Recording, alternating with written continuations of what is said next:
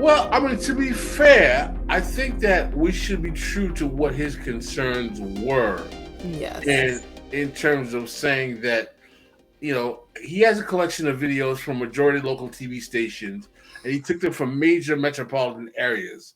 And you'll see that there aren't many people discussing any of these types of cases in left media per se.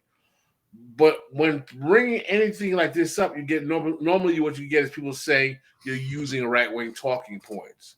What Jason's trying to feel is that the coverage of these cases and the cases themselves are a result of a failure of the state and the activist class to assume that the defunding, abolishing the police, and law enforcement was a single catch all solution. So he's basically concerned that some of the rhetoric and discourse that we're using on the left to frame these social conditions is doing injustice to the actual concerns of the working class. The reality is that capitalist imaginations is incapable of seeing a better world. Is now the question that we have: is that really the truth? And there was never a proper messaging when certain crime bills were passed to give time or shorter sentences for petty crime, that things would probably get worse before they got better. So a lot of this is motivated by the disintegration in the social networks that we're seeing throughout society, social conditions that we're seeing throughout society in places like San Francisco, in places like in New York, in places like we're seeing in LA, where you have proliferating degrees of homelessness, you have proliferating degrees of youth crime, and you're also having the overall quality of life diminish. And then the question that becomes is, why is this happening? And I think Jason's larger question is there something that's strategically or structurally unable of the left's ability to address these problems, or at least rhetorically address them in a way that meets the needs of working class peoples?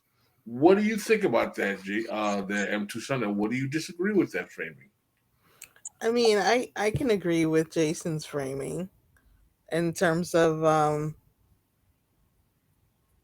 you know, default fund the police and abolish the police not being an adequate response and a catch-all solution. I agree there has to be more complex solutions presented from the left. I can understand that. But okay, so why don't we show the first video and talk about how this frames the actual solution, the problem, and what we might find problematic? You interested in doing that? Yeah, let's do that. Here we go. Here's the first video. 1 second. Let me mute myself.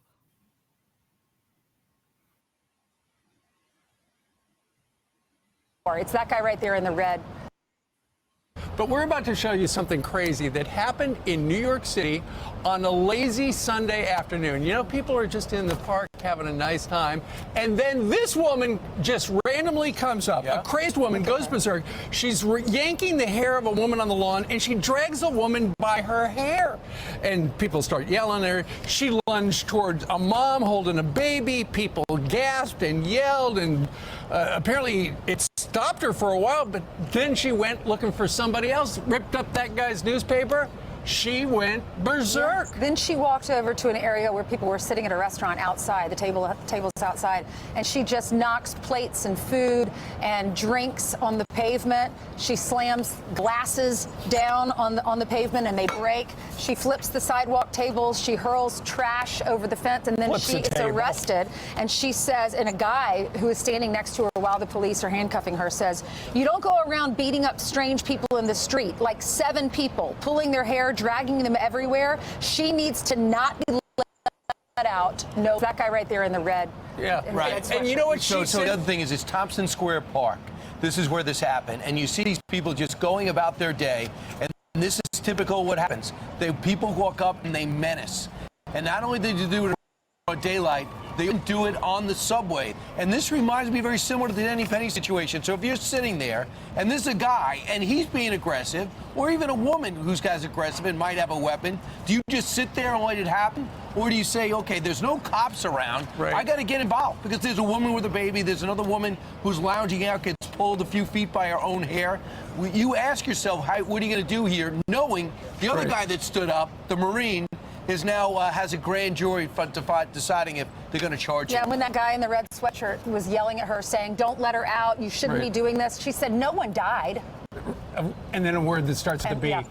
They carted her off to Bellevue, where she was taken for medical observation.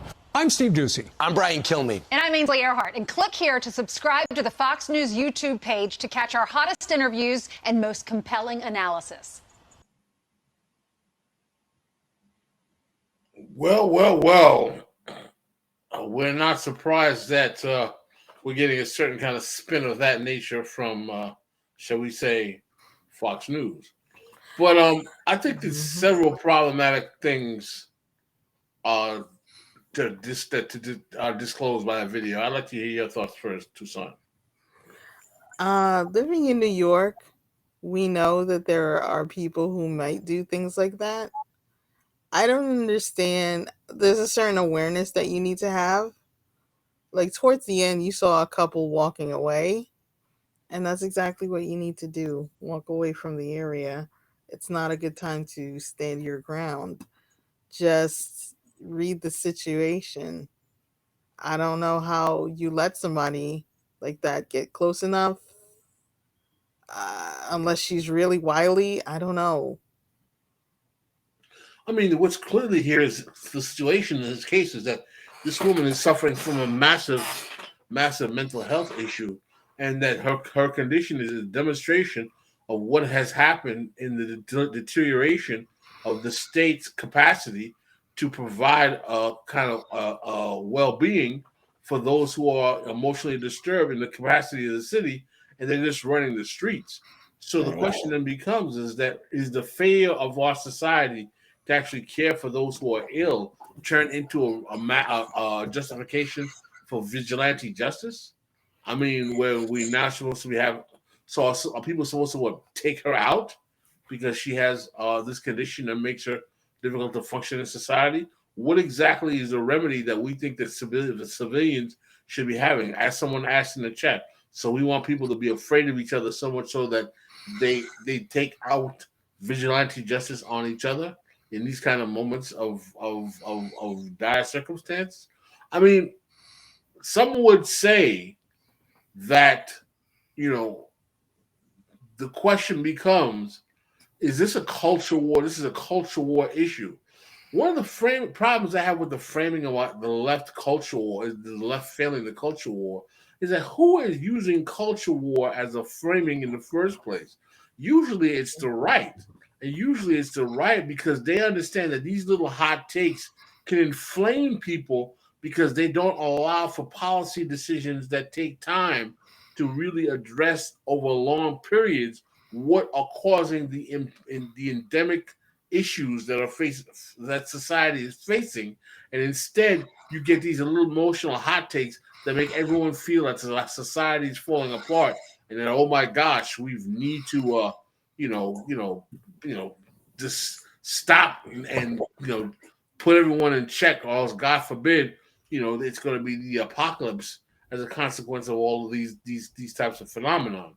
So what I find is that the way we frame these quote unquote culture wars discussions, they're framed in a way to build on neuroses of the population and in a fear that denies the capacity of realizing that, listen, what are the policy discussions and realities and policy choices that we've had in society that got us to this period in quote unquote neoliberalism, where we've defunded so much of the social welfare state that we are cannibalizing members of society, so that we have no way to actually allow them to live in a place or in a society where we have mechanisms to protect themselves from their own kind of health or withering kind of conditions.